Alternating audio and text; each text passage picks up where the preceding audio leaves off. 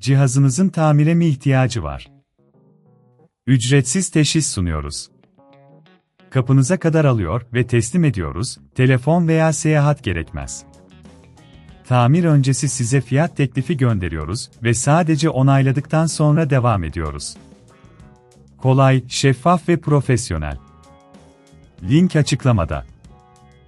Öncelikle, HP 15fq4030ns'de dizüstü bilgisayarınızın arka kapağını açmak için gerekli olan aletlerimizi hazırlayalım. İhtiyacınız olan aletler arasında bir yıldız tornavida, bir plastik ayırıcı ve bir temizleme spreyi bulunacak. Yıldız tornavida ile arka kapağı açtıktan sonra, iç bileşenlere erişim sağlıyoruz. Arka kapağı açtıktan sonra, file diski bulmak için dikkatlice iç bileşenleri inceleyelim. File diskin montajı genellikle anakartın yakınında yer alır. Burada dikkat etmemiz gereken en önemli şey, bağlantıları nazikçe ayırmaktır. Bağlantıları ayırırken, aşırı güç uygulamaktan kaçının. File diski çıkardıktan sonra, yeni file diski takmadan önce iç alanı temizlemek önemlidir. Temizleme spreyi ile fan ve diğer bileşenlerin üzerindeki tozları nazikçe temizleyin. Bu cihazınızın ömrünü uzatacak ve performansını artıracaktır. Yeni file diski takarken, eski diskin bağlantı noktalarına dikkat edin.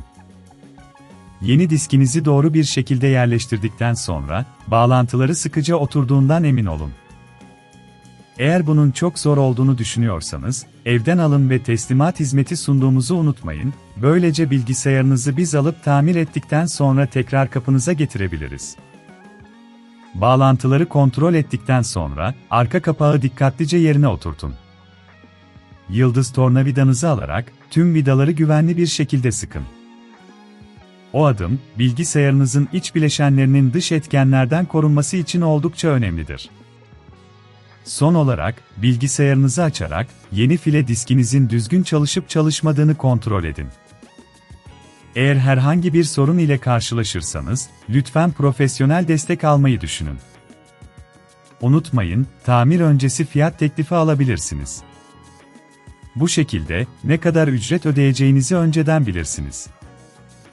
Bu adımları takip ederek, HP 15fq4030ns dizüstü bilgisayarınızdaki file diski başarıyla değiştirmiş oldunuz. Cihazınızın tamire mi ihtiyacı var? Ücretsiz teşhis sunuyoruz. Kapınıza kadar alıyor ve teslim ediyoruz, telefon veya seyahat gerekmez. Tamir öncesi size fiyat teklifi gönderiyoruz ve sadece onayladıktan sonra devam ediyoruz. Kolay, şeffaf ve profesyonel. Link açıklamada.